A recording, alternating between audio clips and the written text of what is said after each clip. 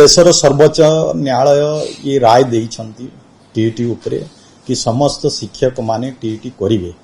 आकु आमे तर्जमा करूछु, विचार करूछु। विभाग आ उपरे कोन करा जाई पारिबो, जेहेतु अनेक एमती शिक्षक अछंती कि 2011 पूर्वरु से माने नियुक्ति पाइछंती। सेते बेलकु टीईटी की ओटीईटी व्यवस्था नथिला।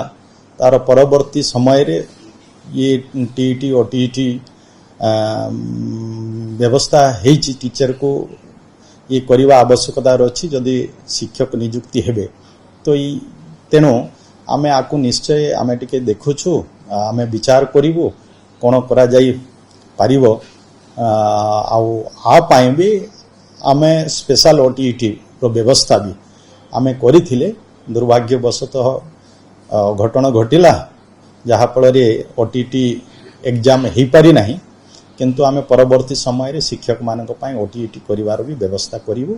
सेथिरे भी शिक्षक माने ओटीईटी एग्जाम अपियर करिवे एवं सेथिरे जो माने पास करिवे तो तांकर कोनोसी समस्या हबो नाही, किंतु बाकी जो रहिछि आमे ताकू विचार करू। प्राय राज्य रे 75,000 रु ऊर्ध्व एमती शिक्षक अछंती जो मान की ओटीईटी करि नाहंती। ताकू आमे विभाग वर्तमान से उपरे सुप्रीम कोर्ट रो राय को तर्जमा करूछंती एवं हुए बाकी राज्य मान भी अछि, बाकी राज्य मान भी उपरे कोन करूछंती ताकू धरी आमे भी कोन करबा आवश्यकता अछि। जेहेतु एथिरे शिक्षक मानकर स्वार्थ भी रहिछि, आमे ये कथा को भी आमे पेगा करि परिबा ना। आमे ये उपरे तर्जमा करी आगामी दिन रे कोन पदक्षेप नबु। देखंतु ये सब वर्तमान हमर विचार विमर्श चलीछि।